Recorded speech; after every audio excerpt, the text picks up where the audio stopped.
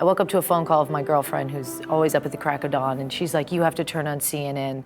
A plane just flew into the World Trade Center. I'm like, what? So yeah, I turned on CNN. I see, it's just catastrophe. It was frightening.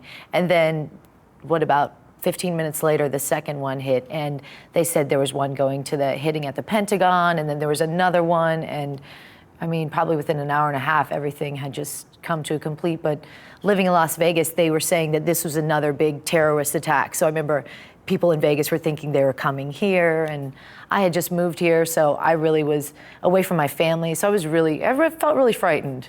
I was like, this is like World War. I was pretty scared.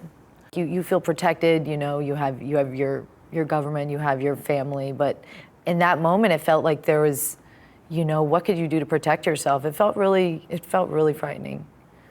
I just remember being with friends, and we all just sat around, kind of just sitting there stunned, kind of just holding hands, just sitting next to each other, calling our family. I'm calling my family in Florida, and first thing on my mind was my father, because he's Florida National Guard. So, I'm just like, oh man, this is definitely something that's gonna, come upon my family too. So, yeah. It's sad. It takes a tragedy like that for things to happen, but sometimes, but it kind of inspired. It did inspire patriotism again.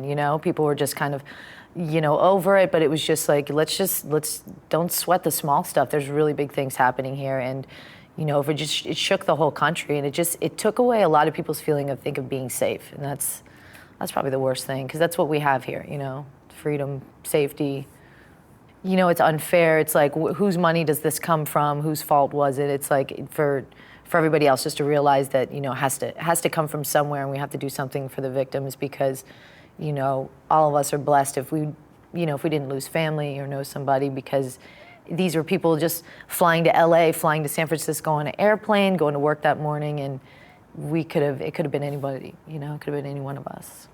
I got involved with the committee mainly because, if I found an outlet that I could help out, I'm definitely down to do it. And my father being in the National Guard, he's about to do another tour in August. So, it's real close to home for me, with having my father over there to help build it back. And so, I'm glad to be doing something when I can. I respect, all the law enforcement and firefighters and soldiers and everybody out there working just to make sure that we're safe again.